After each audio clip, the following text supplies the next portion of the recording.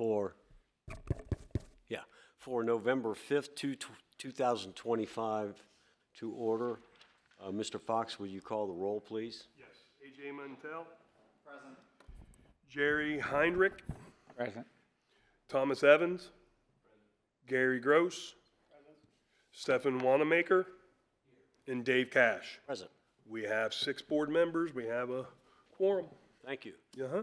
Now, if you would all join me in a pledge to the flag.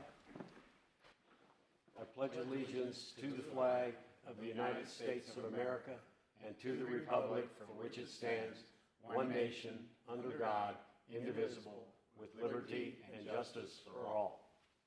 Thank you. Okay.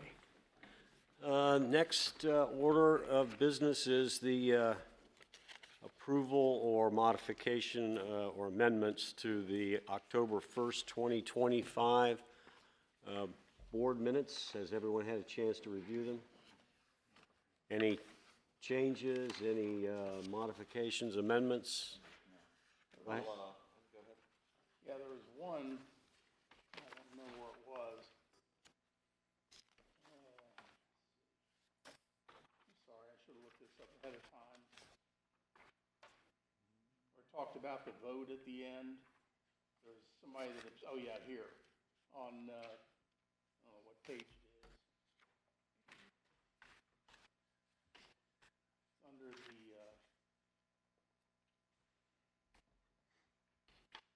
like the appeal request for 2223 North Verity. Mm-hmm. Back where it mentions what the vote was, it says motion passes 6-0 vote, but there was one abstention in there. Good catch. Who, I see yes to approve all, but who abstained? Jerry Heidenreich?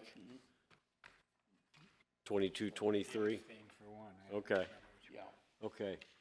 Would you make that, do we? Got that noted. I'll do we make the need to- change. Do we need to do anything other than that being mentioned and there, I assume there's no dispute with that suggestion by Not at all. Gary? Okay, any other changes?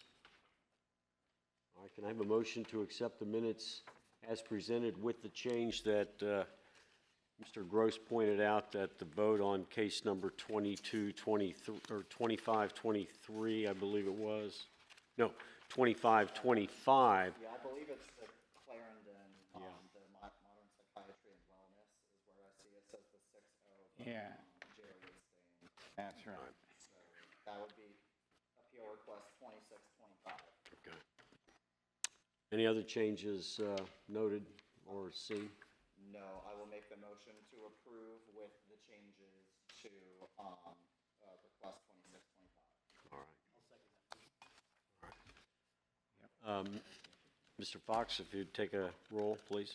Yep. A.J. Muntel. Yes. Stephen Wanamaker. Yes. David Cash. Yes. Gary Gross. Yes. And Thomas Evans. And Jerry Heinrich. Yes. Motion approved, 6-0. All right, thank you, thank you. Before we proceed, Mr. Fox, let me swear you in, Oh, yeah. because you'll be presenting staff information. Do you solemnly swear or affirm that the testimony you're about to give before this board will be the truth, the whole truth, and nothing but the truth, so help you God? I do. Thank you. All right, the first variance request is case number, wait a minute, where is it? Oh, here it is. Case number 2825, request by Alan Prophet for an area and dimensional variance for property at 4131 Merlin Drive. Mr. Fox, would you Yep. shed some light on this shed request? No problem. A request by applicant Alan Prophet for an area and dimensional variance for the property at 4131 Merrill Drive to install a shed in the front yard. Middletown Development Code Table 1206-1, permitted accessory uses and structures states sheds shall only be permitted in the rear yard. 4131 Merlin Drive is zoned in the city's R2 low density district. The purpose of the R2 low density district is to provide for low-density, single-family residential uses in a more than urban setting than the R1 district, in which are served completely by public infrastructure adequate for the applicable density of the development. There's a picture of the property with a star on it. Staff analysis, a request by applicant Alan Profit for an area and dimensional variance for the property at 4131 Merrill Drive to install a shed in the front yard. Middletown Development Code, Table 1206-1, permitted accessory uses and structures. Sheds shall only be permitted in the rear yard. The applicant proposes to construct a portable pre-built building that is 12 by 24, totaling 288 square feet in the property's technical front yard, or technically front yard. The applicant states in their application that the shed will match the existing garage in partial rear of the residence along the patio. The applicant states that the building would face Jennifer Lane and not be visible from the front of residence on Merrill Drive. The shed also has been approved by vinyl siding by the Architectural Review Board. Per the Middletown Development Code, the requirement for legal notice for variance request and meeting notice letters for the proposed use variance were sent to all property continuous and directly across the street or public right-of-way of the subject property. One comment had been received via email, and that is in one of your packets I gave you guys this evening. Staff analysis, per the Middletown Development Code, the requirement for legal notice for variance requests and meeting notices letters for the proposed use variance were sent to all property, that's a repeater, continuous and directly across the street of public right-of-way of the subject property. Next is the variance application. Next one is another picture of the property at the intersection of Jennifer and Merrill. Area and dimensional variance criteria 1 through 10, and time limit and appeal process. That concludes my staff report for this property. Any questions for Mr. Fox? Other than this variance for the, to allow the shed in this, technically the front yard? Mm-hmm. Yeah. Yes. Does it satisfy all other Yes. city regulations? Yep. They went to the Architectural Review Board and he wanted to, he can probably explain it better than I do, or can, but he went to Architectural Review Board to be able to paint it the same color as his existing garage out there. All right, thank you. Uh-huh. Yes, sure does. Any other questions? All right, I'll open the hearing up to the public. Anyone wishing to speak in favor of this variance application, please come forward to be sworn. Applicant's not here? Oh, yes, sir, then. I thought Mr. Fox referred to you, to the applicant, so if you'll come up and stand at the dais there and let me swear you. Do you solemnly swear or affirm that the testimony you're about to give before this board will be the truth, the whole truth, nothing but the truth, so help you God? And identify yourself if you would. My name is Alan Profit. Anything you want to tell us before we start asking you questions? Only thing is it's really on the back behind my existing building there, garage I already have built, and it would face Jennifer and wouldn't really be like in technically my front yard, as I guess as they call it, but it's really in the backyard. I've talked to some of the neighbors, and the ones that I talked to all had no problem with it being built there at all, any effect, and some of them even said they would send emails in, or they could you could contact them.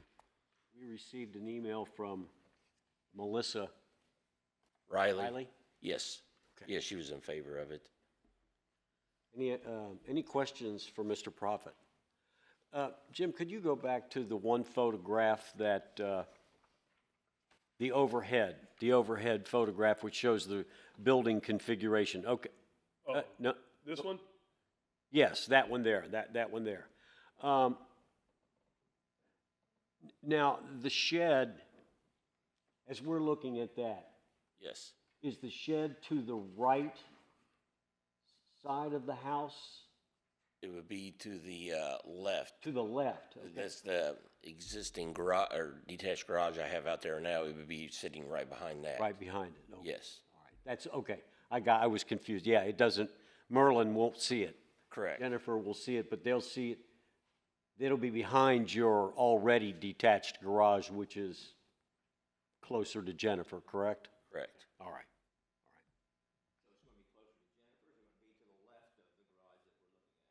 Behind the, it appears, It would be behind the garage the way you look at it, and it'll face Jennifer. The opening will face Jennifer. Is it gonna be perpendicular, that same angle as the garage? Yes, So basically, the garage is on the, as we define it, the front of the side of Jennifer there. It's already existing, is that what it is? yes, sir. Well, it'll be, How about this picture? See the little yellow there? that's where it will be. That's where it's gonna be located.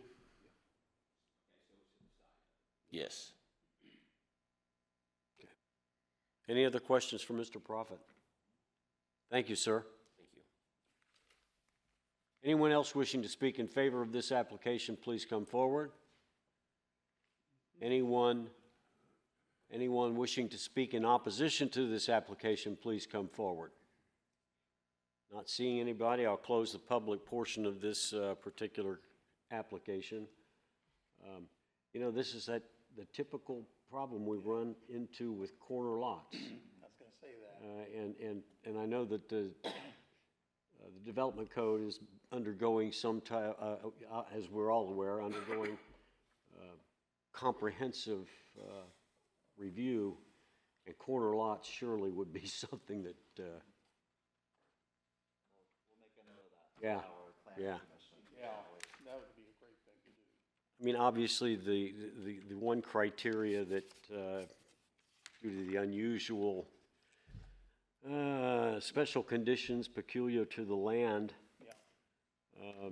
generally not applicable to other lands, would apply if we would move to approve the application.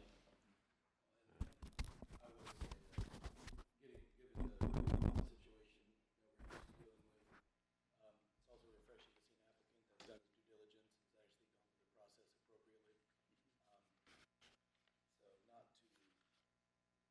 So not to stymie any discussion, but I would be in favor I would move to approve the variance. And I would, again, probably cite criteria 1, as it's a corner lot, and criteria 9, that the intent of the code would still be Right. observed. Right. I'd attach 5 as well, because I think it preserves, going through the architectural review board, it preserves the character of the neighborhood, and it also, you know, I'm a big fan of density, even if that's within a plot, so, you know, function Okay. over form, but, so, should we, So make a motion? the criteria then cited would be 1, 5, and 9. Yeah, I'll second the motion. Roll call, Mr. Fox. Stephen Wanamaker? Yes. AJ Muntel? Yes. Jerry Heinrich? Yes. Thomas Evans? Yes. Gary Gross? Yes. And David Cash? Yes. Motion approved, 6-0. Thank you. The next case before the board will be variance case number 2925. This is a request by Dylan Mohammed for a use variance for property at 2019 Oxford State Road, I guess also known as 3228 Omaha Street. Mr. Fox, if you'll enlighten us, please. Yep. Request by applicant Dylan Mohammed for a use variance for the property at 2019 Oxford State Road and 3 3228 Omaha Street. It's a corner lot again, to allow the use of the property as a used car lot. Middletown Development Code 1204-3, principally permitted uses, does not allow automotive sales and leasing from the property in a R4 attached residential district. 2019 Oxford Street and Omaha Street is approximately .8183 acres and was purchased on March 11, 2025 by the applicant. The property is zoned in the city's R4 attached residential district. The purpose of the R4 attached residential district is to provide a moderate to high density residential development generally located in the core area of the city, and that reflects the historic urban development pattern in and around downtown Middletown. There's a copy of the property aerial view, yellow star. Staff analysis, a brief note. Casey, will you want me to read all of that to them? No, I can, it's okay. I just wanted to make sure, because Casey worked on this, but I'll go ahead and go. A brief note on the multiple addresses of the property. There are 2 buildings on parcel Q6542-102-000-094. The 2019 Oxford State Road address is associated with the building at the south end of the parcel that fronts on Oxford State and is where the business is operating. The 3228 Omaha Street address is associated, to the best of our knowledge, with a single-family dwelling on the north end of the parcel. On July 29, 2005, Code Inspector Candy informed the zoning administrator at the time, Ms. Savage, that there was a new used car lot operating at 2019 Oxford State or 3228 Omaha Street. Code Inspector Candy took pictures of the business hours of operation sign, cars for sale in the parking lot, and the temporary banner advertising the business. Ms. Savage re-inspected the property on July 30th, 2025. Upon investigating into the history of the property was granted a use variance for retail and service commercial uses in 2023, which did not include automotive sales and leasing. In 2023, use variance request was approved for the previous property owner to continue using the property for their appliance sales business, as the property had been damaged in an intentional fire. Ms. Savage found no certificate of zoning compliance application or certificate of occupancy applied on file for the operation of the new automotive sales leasing business for the current property owner, Mr. Muhammad. A notice of violation was sent via certified mail on July 31st, 2025. The certified mail notice was returned to the city building on August 27th, 2025, labeled unclaimed, and was unsigned. On September 12th, 2025, Ms. Savage and the building of Chief Building Official Larry Tuttle posted the notice of violation on the property. The notice of violation listed below. Then we're going to go into, the notice of violation unless otherwise exempted from Chapter 1220 signage. Signs shall require a certificate of zoning compliance. Failure to obtain a certificate of zoning compliance shall be a violation of the code through the provisions of Chapter 1228, enforcement and penalties. After posting the property owner, Mr. Muhammad, promptly reached out to the city to inquire how to get the property into compliance. Ms. Savage explained to the property owner that the previous use granted for the property does not cover automotive sales and leasing, and that Mr. Muhammad would need to seek an additional use variance through the Board of Zoning Appeals to allow the operation of his car business. Mr. Muhammad had stated during the conversation that the property had been operating as a used car lot for the past few years, and that is the reason he purchased the property. After looking into these claims, Ms. Savage found no record of a certificate of zoning compliance application or certificate of occupancy for the operation of automotive sales and leasing of the property. Ms. Savage did find that a notice of violation had been sent to the previous property owner in February of 2024 for the operation of a used car lot without a certificate of zoning compliance and a certificate of occupancy, in addition to the storage of several shipping containers on the property. Based on the file in our permitting system, no resolution for this issue of the operation of a business was recorded to date. No legal compliance with the city's development code to allow the operation of automotive sales and leasing has been pursued or approved for the property. A request by Dylan Muhammad for a use variance of the property at 1219 Oxford State Road, 3228 Omaha, to allow the use of the property to be a used car lot. Middletown Development Code, Table 1204-3, principally permitted uses, does not allow automotive sales and leasing from an R4 attached residential district. Per the Middletown Development Code, the requirement for legal notice for variance requests was sent to all property continuous and directly across the street or public right-of-way of the subject property. No comments have been received to date. Next is the variance application. Next is the certified mail sent to Mr. Muhammad. That's the posting of the building on site. That was done. Couple pictures of what the property looked like.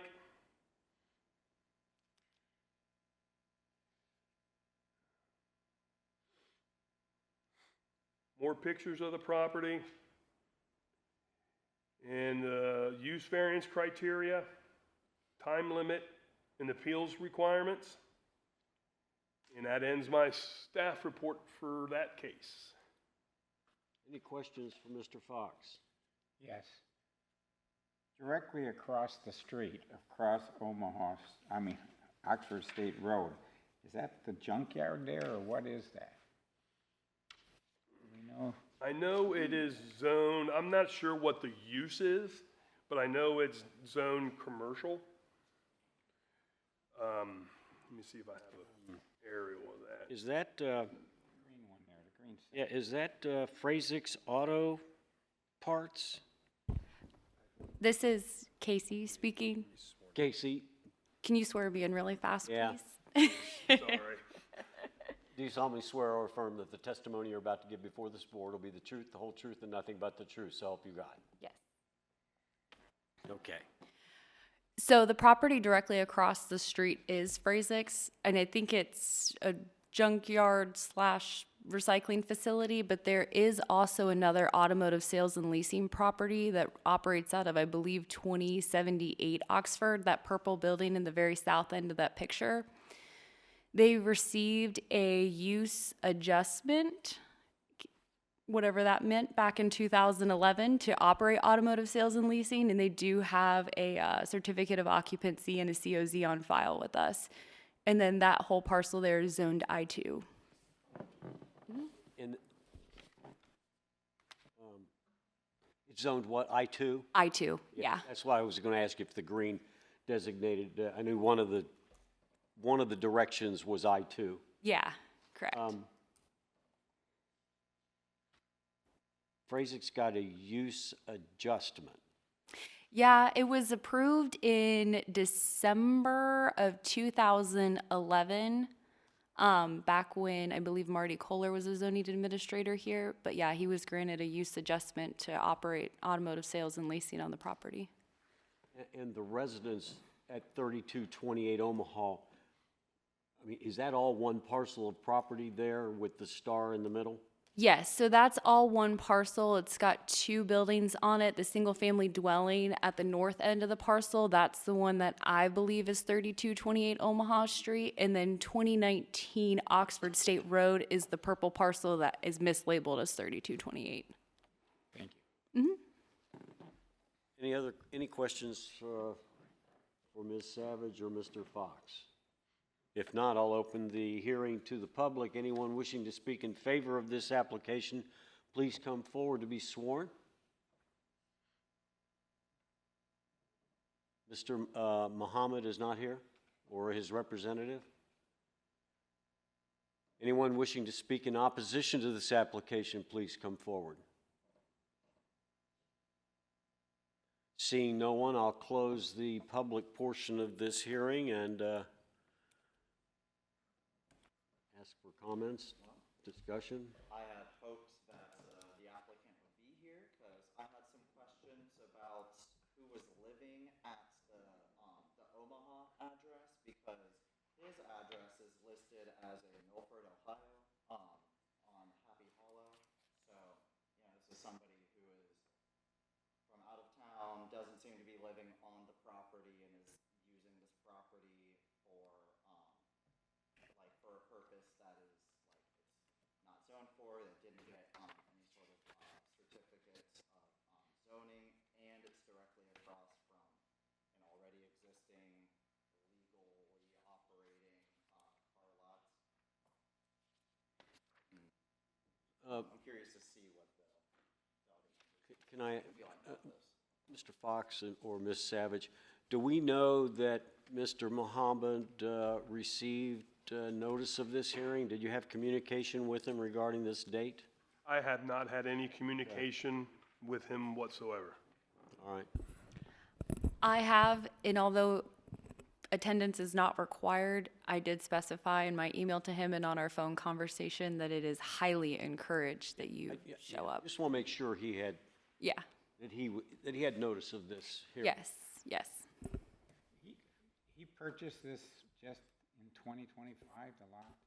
Yes, I believe earlier this spring, he purchased it from Arthur Baker, who was the previous property owner. His son, Toby Baker, is the one that ran the appliance shop. And then somewhere in 2024, he converted that illegally into an automotive sales and leasing use. A zoning violation letter went out to him in February of 2024 for the use of the property as automotive sales and leasing. There was nothing in the notes in our Citizen Serve, it's our permitting software, that explained any sort of resolution that came of the conversation or the violation letter sent to Toby Baker. So unfortunately, I can't let you know what happened after that. I will say Toby Baker did come into our office the Monday after I posted this. I posted the property on Friday. And he did say that the city specifically did speak with him and told him that he was not allowed to run an automotive sales and leasing business out of the property. But that's all I know. Thank you. Mm-hmm. Any, Do you remember that lot when it came? yeah, I remember. Because the previous fire. application, yep. Sold Yep. appliances, Mhm. used appliances. Okay. Any, I think the guy, he's doing better than the appliance guy did, at least.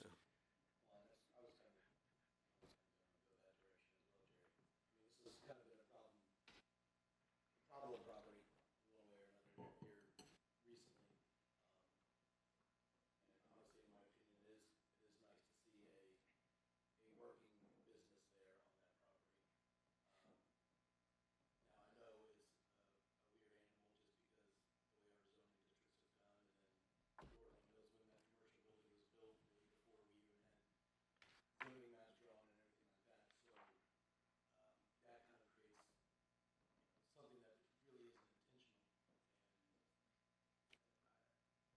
And I would see that a good use of that property would be automotive sales. I would say it's probably better than appliance sales and better than used tire sales, better than most other options that you can have on a small lot, a small building like that. And I agree with your comments, but I also agree with AJ over there. I'd like to know what's going on in the building behind. One would assume a rental, but you don't know. is the building behind subject to the variance? If it's being used as a single-family residence? No, It's the same lot. it's on the same lot. Same but lot, We're talking but- about the building But the out. use, Go ahead, but the use of the single-family residence is not in question. technically within our purview. Correct, because it's a permitted use within that district. Right. This is John Roach, counsel for the city. If the use variance is approved here, it would apply to the whole parcel. So conceivably, the entire parcel, including the house, could be used for car sales. And again, it's the applicant's burden to prove he suffers unnecessary hardship by the enforcement of the zoning resolution. So that's the question. Has the applicant proven to this board that he's suffering unnecessary hardship by the zoning resolution being enforced as written? From my point of view, this is a residential neighborhood. This is, am I correct in saying this is a prohibited use type that we're seeking to, okay. This is a prohibited use type. It fundamentally alters the character of the neighborhood. I'm like, this is my line. I don't see this sort of amount of like extra automobile traffic being beneficial to the existing neighborhood. In that, like, just because this is a part of town where it is very close to, like, the industrial zone, it doesn't mean that we should start sacrificing that and letting that crawl into our neighborhoods, right? This is a part of town that's been significantly disinvested in, and I am sad to see a business go, but I'm not sure that this type of business in this spot is the most beneficial thing for this neighborhood. So that's kind of my point of view on this. Well, I've been to that business across the street from him, and it's not what you call a beautiful place. I want to prevent it from creeping into the neighborhood. I understand what you're saying. Any other comments?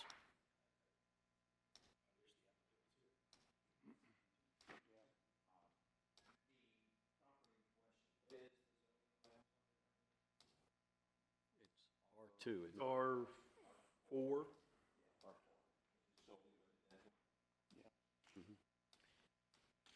And like we were discussing it there, and as counsel said, he could move that used car business all the way back to the, behind the building that's belongs, the whole area. That bothers me, as AJ has said. Any other further discussion? Any motion? Would be best to perhaps table this and allow the, it seems that most of the people on this board have questions for the applicant, and maybe our decision would be best satisfied by tabling it, giving them another opportunity to come, or maybe it's best to just make the decision now. Any What's feeling on that? Any comments? I would feel better if it was divided in half and that one side stayed residential, because I don't have a problem with facing Oxford State Road that way. But when you project it across the entire lot, it does creep into the neighborhood, as you stated. If that was two pieces, it would be a different matter in my mind. I think I would make the same argument regardless, but I'm glad that you see it that way. Well, do I have a motion, one, to either, I guess the options that I'm hearing would be a motion to deny the variance or a motion to continue the application to the December meeting for further consideration. It seems that that's what we've got before us. I'll make the motion to table it for the December meeting, and heavily invite the applicant to attend. That's the motion, table it. Motion, do I have a second? I don't know what he's going to say to change your mind. I would just like to know before we make such a final decision. Well, the applicant also has a chance to apply again, right? That's true. Or you can appeal the decision. Well, I don't have, I'll second AJ's motion just to move on. Roll call, Mr. Fox. AJ Mentel, Yes, to table. Jerry Heinrich, Yes, Thomas Evans, Gary Gross, Stefan Wanamaker, Yes. and David Cash. Yes. Motion to table 6-0. Thank you. The next, let me get past these photographs. Hold on just a minute.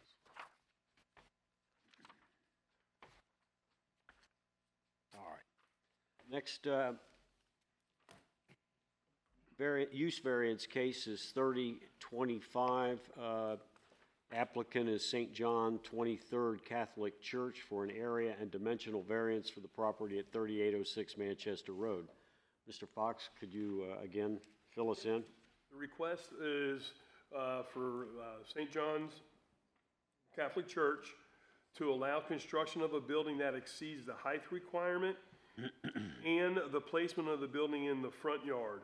Middletown Development Code, Chapter 1206-1, accessory uses prohibits buildings from being constructed in the front yard. Accessory use section 1206-10, height requirements prohibit buildings from being taller than 15 feet. The applicant is requesting a deviation to the code by 10 foot 8 inches for a total height of 25 8 inches to the midpoint of the roof. 3806 Manchester Road is zoned in the city's O1 office district.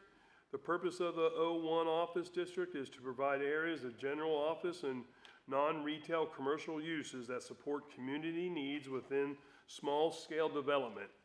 This district may also serve as a land use transition between residential uses and higher intensity uses such as commercial uses and high volume streets. A request by St. John's Catholic Church for an area and dimensional variance of the property at 3608 Manchester Road to allow the construction of a building that exceeds the height allowance. The proposed construction of the new building will be 25 feet 8 inches to the midpoint of the roof. Then they're going to place this is going to replace two aging buildings with a single consolidated 4,200 square foot structure that will accommodate the school's needs. Development Chapter 1206-01, accessory uses regulations prohibits allowing structures to be in the front yard. And since this building is fronted on 4 public streets, the property would not have a definable area or a definable side or rear yard to construct a building. Per the Middletown Development Code, requirement of legal notice for variance requests and meeting notice letters for the proposed use variance were sent to all property owners, continuous and directly across the street or public right-of-way of the subject property. No comment had been received. Next slide is the application. Next is a couple letters from the architect explaining what they're wanting to do in more detail. Again, more detail. And then some pictures, a lot of pictures of everything, what they're wanting to try to do. So I'll just go through these. That's kind of the site plan, what the building's going to look like. Some more of the site plan, elevations of the building, some renderings and elevations of the building, some setbacks for this building, some more drawings, and then the criteria for an area dimensional variance criteria, the time limit, and appeals. That is the end of my staff report. Thank you. Any questions for Mr. Fox? Not hearing any. I'll open the hearing to the public. Anyone wishing to? Oh, I'm sorry. Is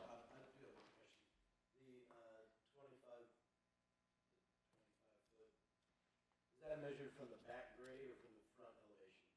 I see it's built on the grade, so I notice it's a little taller in the rear. Do we know where that measurement? That's probably going to be a good question for the architect. I believe he's here. I'm not sure if that's the front or the back. I'm sorry. Any other questions? All right, now I will open up the hearing to the public. Anyone wishing to speak in favor of this application, please come forward to be sworn. Would I come up now? Yes, yes, yes, yes. Just watch your step. Thank you. And if you'll raise your right hand, sir. You solemnly swear or affirm that the testimony you're about to give before this board will be the truth, the whole truth, and nothing but the truth, so help you God. I do. Identify yourself, please. My name's David Helmers. I'm the president of Architects Associated. We're the architects for the project. And first, I'd just like to answer your question. That is from the front side of the building. You know, when we started laying this building out, you know, we understood there was some zoning issues, but we didn't know where else to put this building. because there really is not a backyard or rear yard. And then, so it seems that putting it right where the existing buildings are was the best use for it, and due to, because inside the building, we've got public restrooms, we've got storage space that's used for the festival, and there's other space in there that is used for the festival also. And then, yeah, some athletic equipment and things like that are going to be stored in there. So, as we started going through this, as far as the height requirements, that's for the needs of the school. That's what we met, their needs. And then we also looked at setbacks. We're 170 feet from Manchester Road. We're 265 feet from University Boulevard. We're also, tucked, from coming down University Boulevard, from either direction, your sight is very limited to this building. Now, from the other side, you can see it, but I think, with the look of the building and how we kind of designed it to reflect what's already there with the gymnasium that's there, that kind of a shape, that's what we were trying to accomplish with that. Use color to help, reduce the impact of the building. So that's pretty much what we were trying to accomplish with all this. So. Any questions for Mr. Helmers?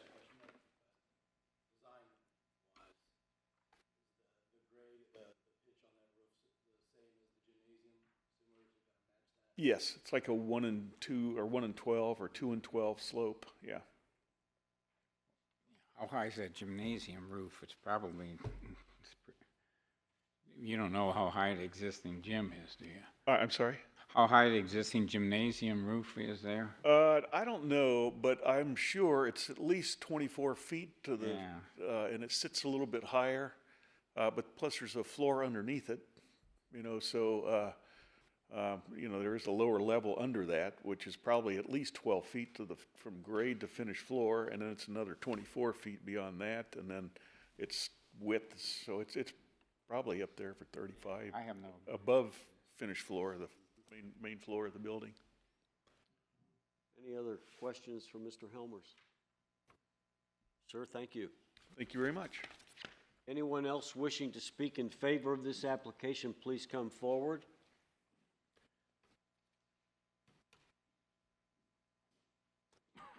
You solemnly swear or affirm that the testimony you're about to give before this board will be the truth, the whole truth, and nothing but the truth. So help you God. I do. Identify yourself, please. Evan DeBrosi. I work for John 23rd. We've determined that the existing buildings just don't fit the use that John 23rd needs. They were built by Fenwick 60 years ago. So for athletic equipment, obviously bathrooms like we talked about, it just doesn't work. And having festival stuff that we have now for the festival that we have. And then with the bathrooms, it's sort of a security thing with when we have stuff at the football field or soccer field, having people go inside when we have other stuff going on inside. So this keeps that segregated, keeps kids from running across the parking lot. So anyway, same way with all the other events that we have that we use the parking lot for. So. Any questions for Mr. DeBrosi? It looks like your ingress there in between the school and this new building. Looks like it's going to stay the same. Yeah. There'll actually be more blacktop there, kind of widen that driveway for additional kind of parking, so. Any other questions? Thank you. Thank you. Anyone else wishing to speak in favor of this application, please come forward. Anyone wishing to speak in opposition to this application, please come forward. Seeing none, I'll close the public portion of this hearing. Any comments? If nobody's got a comment, I move that we pass the variance. And what criteria? Review criteria. I'm suggesting review criteria. All right, good. 1. Thank you. There are special conditions and circumstances that exist, primarily like the parcel itself, the way that it is laid out. They cannot be held at fault for that, and the way that we define what a front yard is in this context, they can't be held for that. With 4 streets. Yeah, Yeah, so, citing criteria 1 And I think 5 would really apply here because Yes, that's true. the character of the neighborhood won't, obviously is not going to be altered. I grew up in that neighborhood, I think it'd be a great way. I'll accept those 2 additions to the Okay. motion. We have a motion by Mr. Heidenreich and a second by Mr. Wanamaker. All right, Jerry Heinrich, Yes. Stefan Wanamaker. Yes. Dave Cash, Yes. Gary Gross. Yes. Tom Evans. Yes. And AJ Mantell. Yes. All right, it has been approved, 6-0. All right, thank you. Next case before the board will be case, area and dimensional variance case number 31-25. This is a request by applicants Sean and Wendy Rowland for an area and dimensional variance for the property at 4729 Donham Drive. Mr. Fox, would you Yep, we're tell here. us about this one? Yep, we're here for case 31-25, 4729 Donham Drive.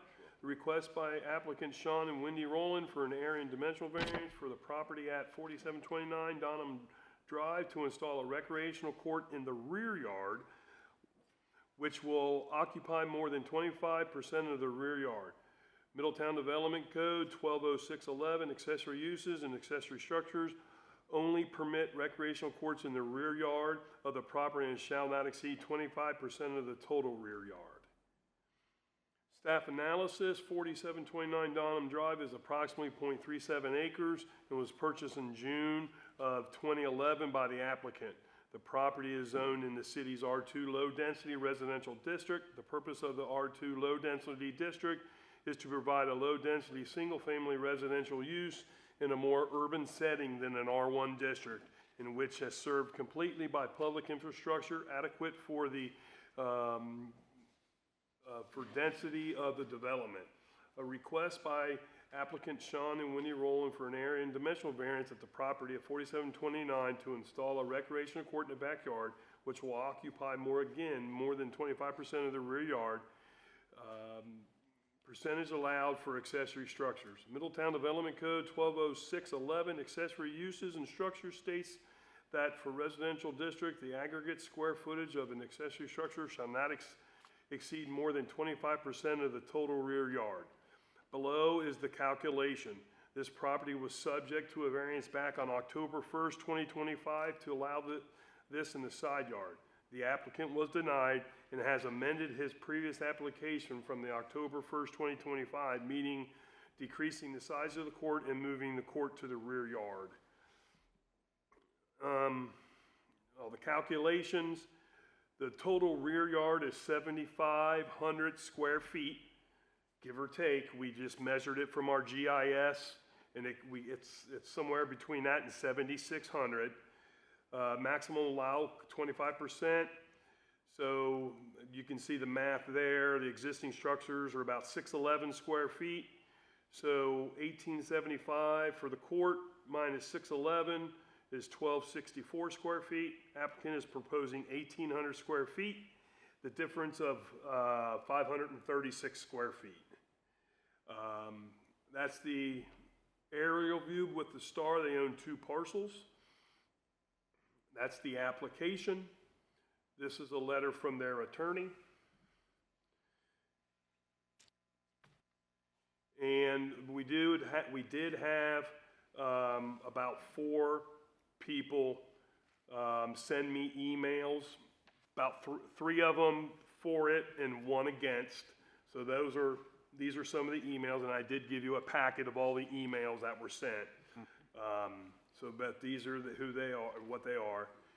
And then here's again the layout of where the court's going, and there's how we calculated the square footage on that aerial view, and that kind of sums up my staff report. Any questions for Mr. Fox? I do. The only public record that I've been able to find that has I haven't been able to find any public record except, and I didn't attempt to access the Butler County Engineer's office or the recorder's office, but the only dimensions that I can find for the backyard, for the Rollins property is from the Sportscape, which I assume is the company that has, that would be installing this court. And for the life of me, I have a hard time understanding how the county has reached 7,679 square feet, and I do see that, could you show, yeah, you can see that that property does, there's a little bit of, at the, and I don't know what direction this, I think that that's actually the west side of the house, anyway. I can see the bottom line where there's a little bow, and the top line where there's a little bow, but using the dimensions that Sportscape provided gives me a backyard area of about 8,400 square feet, which is significantly different than what 76. Is the city privy to or have in its possession actual plat drawing showing the dimensions of this lot? Casey here. Our engineering department might, for the sake of measuring the area of the yard the same way that we always have across all of our cases, this is how we opted to do it. So, I'm looking at a diagram that's prepared by the applicant yeah, showing 120 feet across the wide ends of the lot. Mm-hmm. No. 80 feet along the frontage, 130 feet deep. yeah. And I can't find anything in the county that shows, Yeah. without a plat, I can't find anything that shows me the exact dimensions of this property. Yep. And because I've come up with such a discrepancy in my own mathematics, arithmetic, this isn't really mathematics, arithmetic, of such a discrepancy that I don't, in my own mind, I need to reconcile that because that's the issue here. Yeah. No, I completely understand. The applicant is here I and know. they may be able to speak more to how they measure. Yeah. His attorney's here, so maybe. Secondly, this project, and I think the application included the lighting that is being proposed. Is there any regulation, city regulation regarding lighting if the use itself is a permitted use? So if it, 16-foot. yeah, so with the recreational courts, the lighting meets all the standards that they would need to meet to have a recreational court in here if they didn't need to come to here for this variance. Does that make sense? Wait a minute. So There- if the court was approved, then lighting has to be approved by engineering or? Yeah, so recreational courts, while they're permitted in the rear yard, they're permitted with standards. Part of those permission with standards includes lighting standards, and they have proven that they comply with all the lighting standards of our development code. Because one of the neighbors, that was Yes. her concern. Yeah. The excess lighting. That would. But it meets our development code If it meets standards. development code, then. Yeah, correct. We're not considering that. Correct. One question on that lighting, because that is, in my mind, the real question. For the court, like we have basketball courts around in the parks, et cetera, I believe some of them have lights that are timed, where they go off or can go on at a certain time. Is there anything in our code that says the light should not be on 24 hours a day or anything like that? Not to my knowledge, no. Okay, thank you. Any other questions for staff? No, I do just want to mention, I remember from last month's meeting that the applicant, when they spoke, did say that the lights in the orientation that was proposed last time were pointed towards their property, away from their neighbor's property. I remember asking about that specifically. Any other questions for staff? If not, I'll open this hearing up to the public. Anyone wishing to speak in favor of this application please come forward to be sworn? Do you solemnly swear or affirm that the testimony you're about to give before this board shall be the truth, the whole truth, and nothing but the truth, so help you God? I do. Identify yourself, please. My name's Sean Rowland. I'm the owner of the property. So if you remember the case last time, or if you don't, just to bring it back up to speed, it was I'm just going to call it the side yard is where we proposed originally. And it was suggested by the board to, hey, what about it in the back, if it's in the back? And I think, sir, you even made the comment, like, if it's in the back, I guess you don't even need us then. So right after the meeting, I'm like, well, we're going to put it in the back then. Do we need? And I think Casey, gave us a lot of reasons as to why we needed to come back. We've shrunk the footprint down to the minimum it can be based off of what is a safe court for the needs that we'd propose to use it for. So we have brought the footprint down, and we've put it in the backyard, and obviously now need a dimensional variance, or I think it's called a dimensional variance for it. The whole reason we wanted is to let our kids play for as long as they possibly can, and at our house, and keep them at our house for as long as possible. They're getting to the age where they start moving about, and we see them less and less. Would love to be able to make use of the property we have, just as our neighbors do. I was walking around on Halloween, and it was like 1 out of every 3 neighbors. I'm looking like, well, that's 25 to 50% of their backyard. And as you can see, even on the overhead there, you see neighbors who have that in their backyard. So we're just hoping to get the same allowance, or to be able to do it. And there was actually 4 neighbors who wrote in support of it. I think you might have missed one, Mr. Fox. We have that we can share as well. But here to answer any questions. I'm going to ask what I believe the concerns were by the one that had said something. First off, which house is it where they were? Do we know? Who was the person who had the issue? I don't know. I don't have it in front of me. In any case, I don't even think it's on the overhead. I believe it's the house to the top left. that's what I thought it might be. Yeah, But I believe it is. the concerns was noise and the lights reflecting in their windows or something. I wouldn't like that if that's my house either. But as AJ said, you had, and I believe last time spoke that you direct the lights away from the neighbor's house.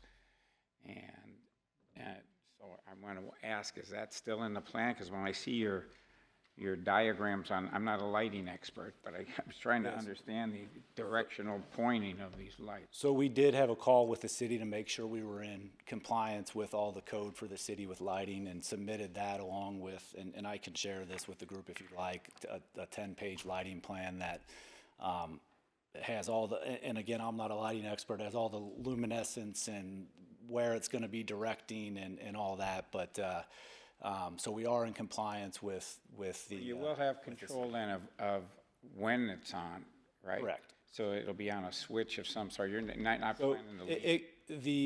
the lighting's pretty sophisticated, so it will not been absolutely affirmed and reaffirmed by the builder that they've put these in, as he said, neighborhoods a lot better than ours. That they've never had issues. They're certain they won't, but overall, there is timers that they can be manually turned on, or they can be turned on and controlled by timers. I'm just trying to prevent anything future that Absolutely. come up on that. Yep. And the other thing is the noise aspect. I don't think you're planning to have midnight bowling out there on your court, or anything that might make a lot more noise playing pickleball at 2 in the morning. Well, our kids on the trampoline are not. if you can get louder than that on the basketball court, it would shock me. And they're on the trampoline in that exact same area for 3 hours a day. I think you need to be aware, and you are aware of, so just work with your neighbors as far as I'm concerned. Yep. Any other questions for Mr. Rowland?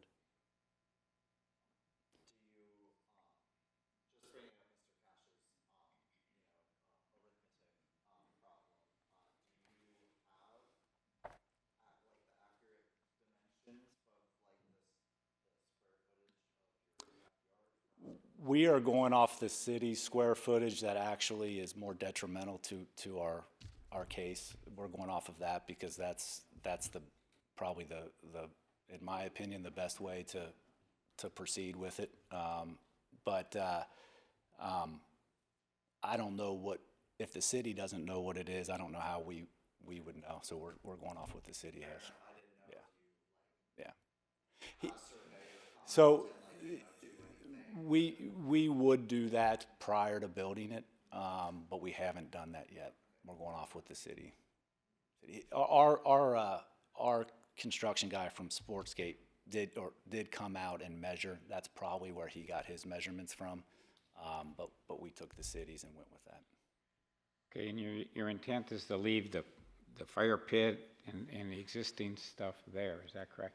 The fire pit would stay there. The trampoline, it's my understanding that is not considered a structure in this case. There is a shed that you cannot see from this overhead that irregardless of if this gets approved or not, the shed is going to be torn down. It's my wife wanted it torn down 2 years ago, so it'll be gone regardless. Any other questions for Mr. Rowland? From this photograph, it looks like you're going to have to remove quite a bit of foliage. It's a little misleading. There for sure is one tree, and it's the one that's under the 79.66. That's the majority of that foliage is one tree. That tree will either need to be, I'm almost certain will need to be removed, at the very minimum, cut off at the top a lot, but I'm almost certain that'll need to be removed. The majority of the tree line, which you can't see is there's a fence amongst that tree line. The majority of that will not need to be touched, and we don't intend on touching that. There will probably need to be removal of there's 2 pine trees to the left. One of those will probably need to be removed as well. Any other questions? Thank you, sir. Yep. Anyone else wishing to speak in favor of this application, please step forward. Point of order, John. Does Mr. Hurley need to be sworn as an attorney? Mr. Hurley does not need to be sworn as an attorney, provided he does not testify. Thank you. Identify yourself. I'm also a neighbor that lives down the street. Identify yourself. I may have some testimony. He needs to be sworn in. Okay. Oh, he does? I didn't. Dustin Hurley, counsel for the applicant. Also, like I said, a neighbor that lives around the corner. Just a couple of things that I want to clarify.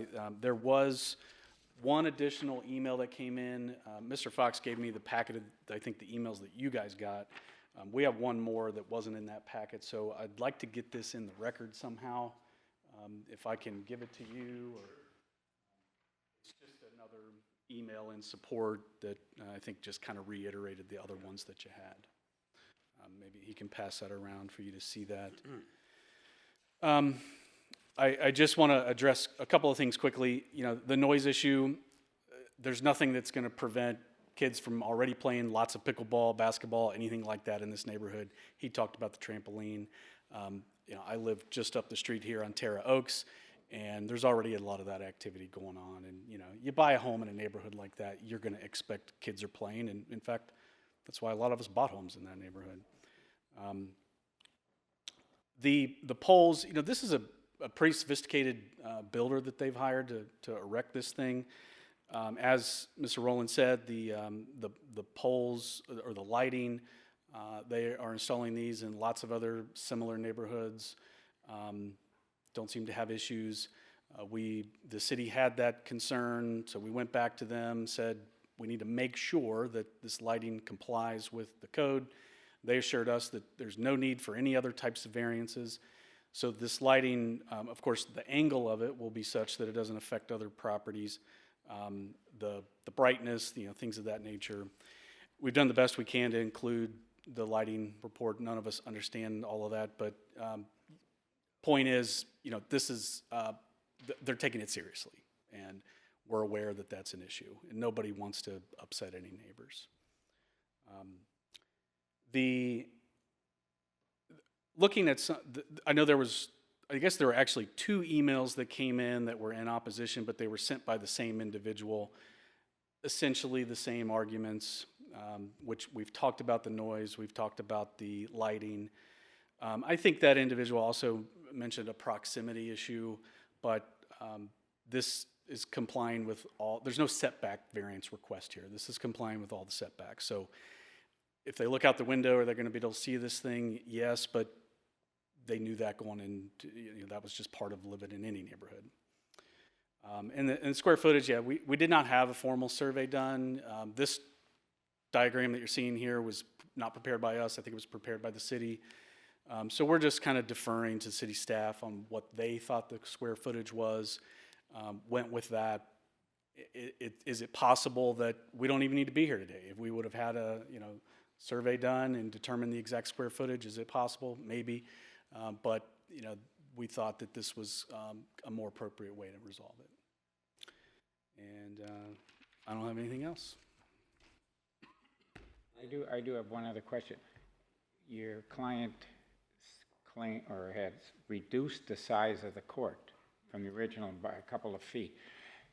If it's not buying you anything, is that something that he would still want to do? At this point, we're here before you on these plans as they're drawn, and that is the expectation. So if the variance is approved, then that's the court that's going to be constructed. Any other questions for Mr. Hurley? All right, thank you. Thank you. Anyone else wishing to speak in favor of this application, please step forward. Anyone wishing to speak in opposition to this application, please step forward. All right, seeing none, I'll close the public portion of this hearing and ask for comments. It seems like this is a pretty popular idea with, most of the neighbors in the area. I think that the concerns that the members of the board had with the last proposal have been, all resolved, with this, new version. So, curious to see what everybody else thinks. Any other comments?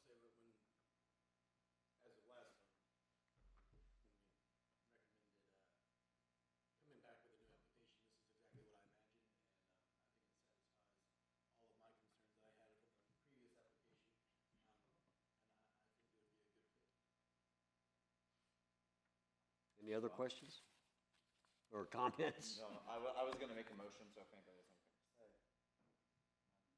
Okay, I'll make a motion to approve. I'm gonna cite criteria 4, 5, and 9. It's substantial and minimum necessary to make reasonable use of the land and structures.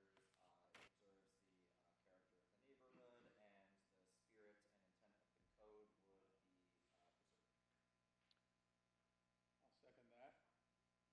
Mr. Fox, if you would call the roll, please.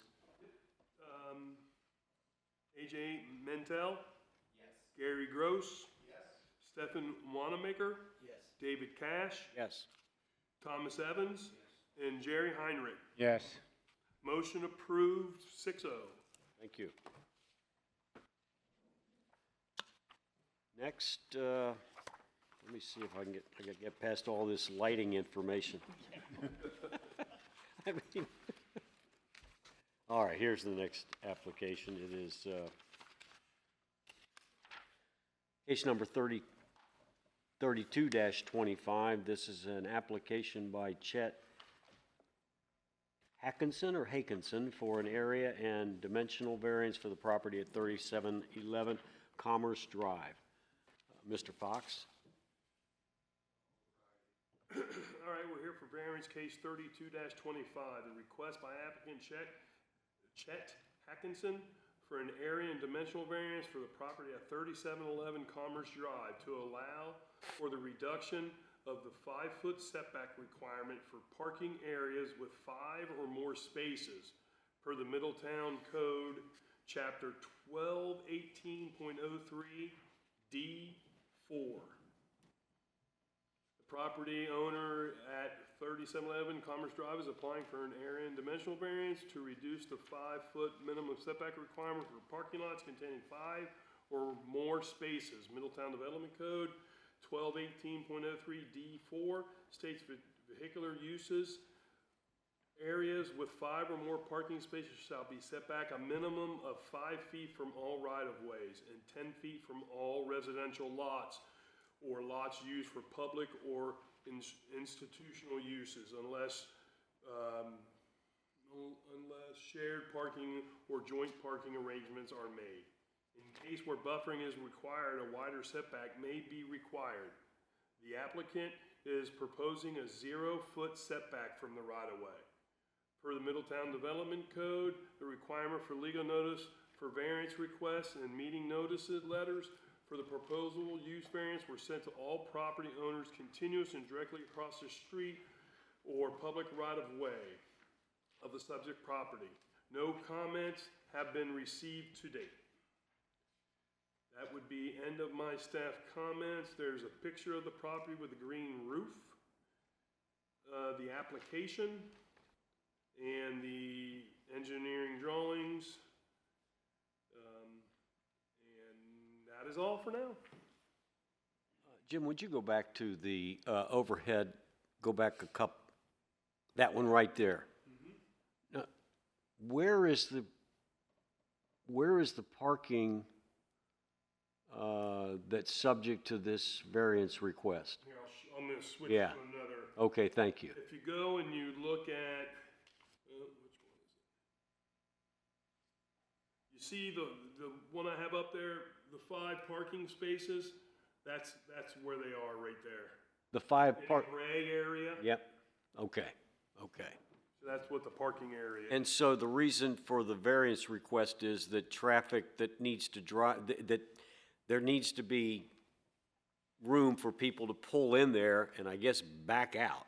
The variance is our code at the right-of-way will require a 5-foot setback from that hypothetical right-of-way line. He was gonna have his parking right up to the right-of-way line.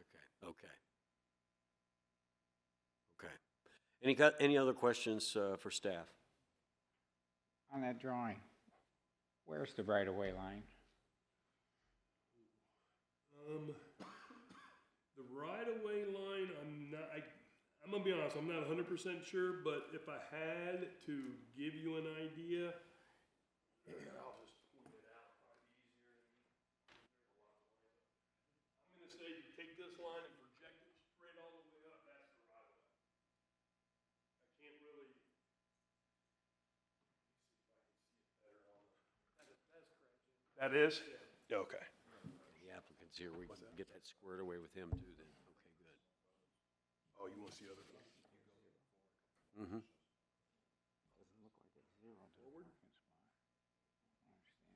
So that one right there shows it as well. That's the yellow line. Okay, And then if you kind of look at that and where I pointed to before, it kind of runs that line I pointed at before. could you go back to that, This one? yep. Yep. So we're talking at the right side of that building, right up, I mean, the parking spots are gonna be at an angle at a 45 or a 30, whatever it might be, going into that building, and then I see the right-of-way being the yellow line, okay, yeah. Is he abandoning the ones that are shown there then? Are they what? Is he just adding additional 5 parking spots? He's still gonna have the ones that are shown on that drawing? Or on that picture? You'll have to ask the applicant, he is here. Okay. My understanding is that's going to be a new smoothie building.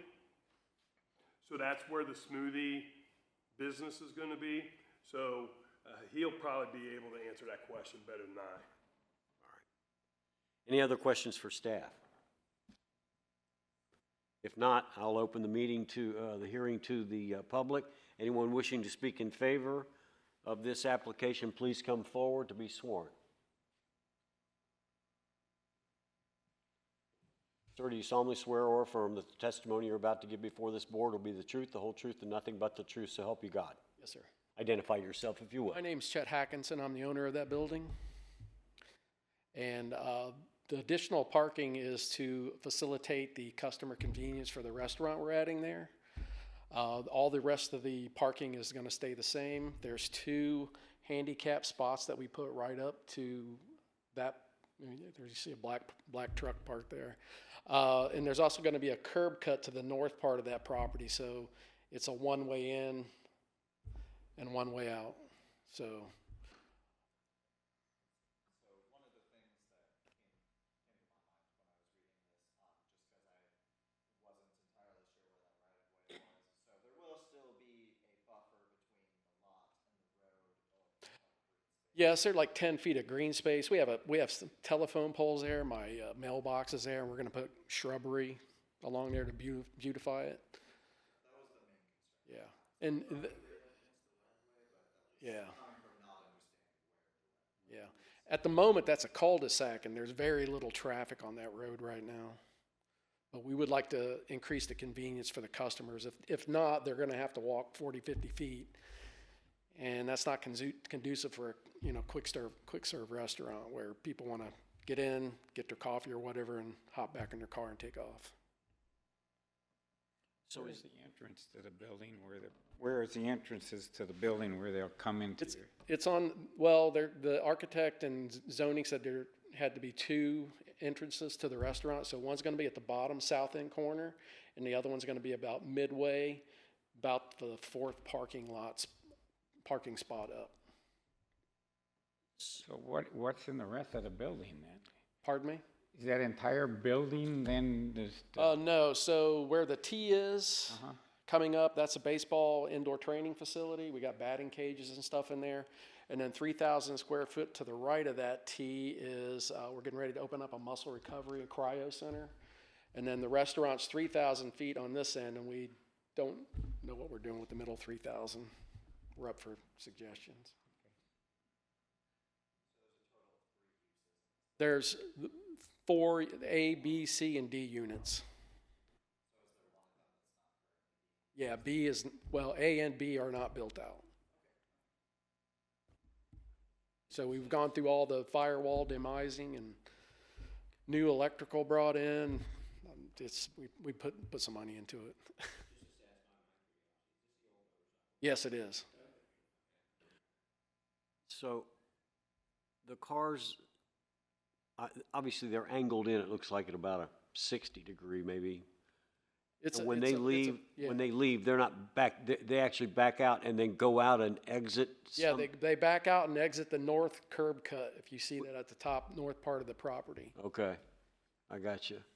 And I mean, the distance between an average size car, well, actually, the city has requirements for the spacing, the length of a parking space. Yeah, so I'm working with Apex Engineering, and we told them we have a lot of SUVs come through, so I wanted larger parking spots.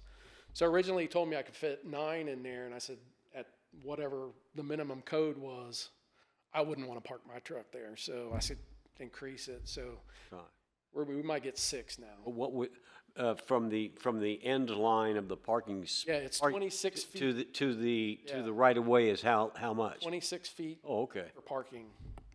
So 26 feet for the parking from well, the edge of the building? 26 feet from the front of the parking to that where the green space would start. I think the parking spots are 12 feet deep. This is a curious question, but if you have other businesses in there, how do you intend to stop people from pulling in there that aren't going into your smoothie shop? Well, we'll have signage there that says 15-minute parking. And as far as total parking spots on the entire building, I guess you got parking on either side of it. So we have parking in the back. We have, I think, 27 parking spots up front existing, and then these extra 6. And they're just for, short time period parking for customers. Any other questions? All right, thank you. Thank you. Anyone else wishing to speak in favor of this application, please come forward to be sworn. Anyone wishing to speak in opposition of this application, please come forward. Not seeing any. I'll close the public portion of the hearing. And comments? Yeah, and with the green belt that's there, that assuaged the, that like, that one does concern that I had, so. it does calm my. I mean, back, you know, if you're right up against the street. Yeah. So I wasn't, that final picture of what the construction would be wasn't in the packet that I received via email, so I wasn't entirely sure what was being proposed. Right. Just what the variance's content was. Right. So, but I mean, looking at the plan, it makes sense. Any other comments?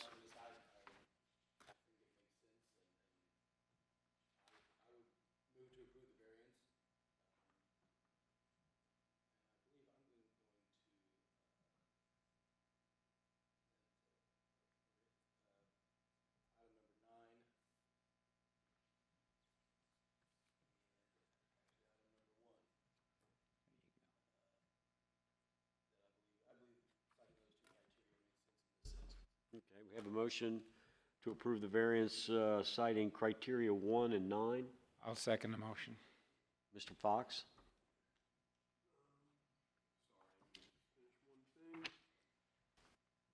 Stephen Wanamaker? Yes. Jerry Heinrich? Yes. AJ Montel? Yes. Thomas Evans? Yes. Gary Gross? Yes. And David Cash? Yes. Motion approved, 6-0. Thank you. Well, that concludes hearings on the applications for variances. Any old or new business? Not seeing any, I'll ask for a motion to adjourn. I'll make a motion. All in favor? Aye. Aye.